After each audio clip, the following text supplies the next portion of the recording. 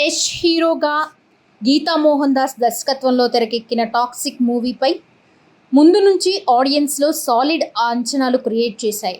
దానికి తోడు టీజర్ ట్రైలర్లు గట్రా అంతకంతకు అంచనాలు పెంచుకుంటూ పోయాయి. ఎన్నో వాయిదాల తర్వాత ఎట్టకేలకి ఈ సినిమా థియేటర్స్లోకి వచ్చేసింది. మరి ఈ సినిమా ఎలా ఉందో ఇప్పుడు మనం ఫుల్ రివ్యూలోకి వెళ్ళి చూసేద్దాం. గంగ అంటే నయనతార, రాయ అంటే యష్ అక్కా తమ్ముళ్ళు అన్నమాట. చిన్నతనంలోని తల్లిదండ్రులను కోల్పోవడంతో గంగే రాయికి తల్లిగా మారుతుంది. తన జీవితాన్ని పణంగా పెట్టి తమ్ముడిని పెంచి పెద్ద చేస్తుంది. చిన్నప్పటి నుంచి నేర ప్రపంచంలో పెరగడంతో ఇద్దరూ అదే దారిలో అడుగులు వేస్తారు.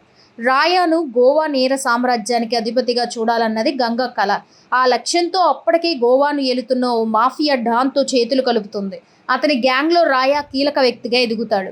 ఈ క్రమంలో మాఫియా డాన్ కూతురు రెబెక్కా అంటే తారా సుతారియా రాయాకి దగ్గరవుతుంది. ఇద్దరి మధ్య ప్రేమ మొదలవుతుంది. మరోవైపు ప్రత్యర్థుల దాడులు ప్రతిదాడులతో రాయా ప్రయాణం మరింత ప్రమాదకరంగా మారుతోంది. ఇదే సమయంలో రాయాకి రాయల్ సర్కస్లో పనిచేసే నదియా అంటే కియారా ధ్వని పరిచయం అవుతుంది. ఇద్దరి మధ్య బంధం ఏర్పడి నాదియా గర్భవతి అవుతుంది. తన కూతురితో ప్రేమలో ఉన్న రాయా మరోవైపు నాడియాతో సంబంధం పెట్టుకున్నాడని తెలుసుకున్న మాఫియా డాన్ ఆగ్రహానికి గురవుతాడు.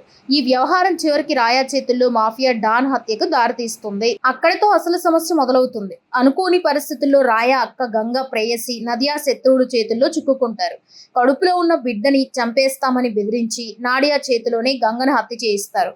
అక్కని తన చేతులతో చంపిన నాడియాని రాయా క్షమించాడా? ఆమెను శిక్షించాడా?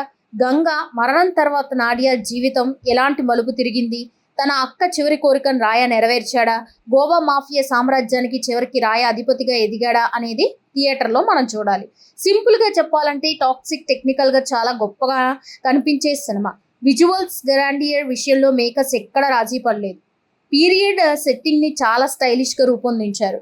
సూట్స్, ఫెడోరా, టోపీలు, లావిష్ స్పికీసీలతో వింటేజ్ వాతావరణం గుర్తుకొచ్చేలా సినిమా ఉంటుంది. ముఖ్యంగా కొన్ని క్యారెక్టర్స్ ఇంట్రడక్షన్, కొన్ని పాత్రలు ఆర్క్స్ ఆకట్టుకుంటాయి. యాక్షన్ సీక్వెన్స్లు కూడా భారీగా ఉన్నాయి. వేగంగా సాగే యాక్షన్ ఎపిసోడ్స్ని ఇదే స్టైలిష్ విజువల్ ట్రీట్తో తెరకెక్కించారు. అయితే హీరో ఎలివేషన్స్, మాచోయిజం లాంటి అంశాలపై సినిమా ఎక్కువగా ఆధారపడింది.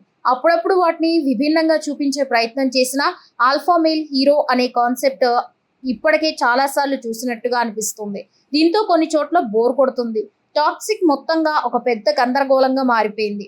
బలహీనమైన స్క్రీన్ ప్లే, సరిగా ఎగ్జిక్యూషన్ లేకపోవడం సినిమాకి పెద్ద మైనస్. బోల్డ్గా, ఎక్స్పెరిమెంటల్గా, విజువల్గా గ్రాండ్గా సినిమా చేయాలనే ప్రయత్నంలో అసలు సినిమాకి అవసరమైన ఎమోషన్స్ దర్శకురాలు గీతూ మోహన్ దాస్ మర్చిపోయింది. భావోద్వేగాలని బ్యాలెన్స్ చేయడంలో సినిమా ఫెయిల్ అయింది.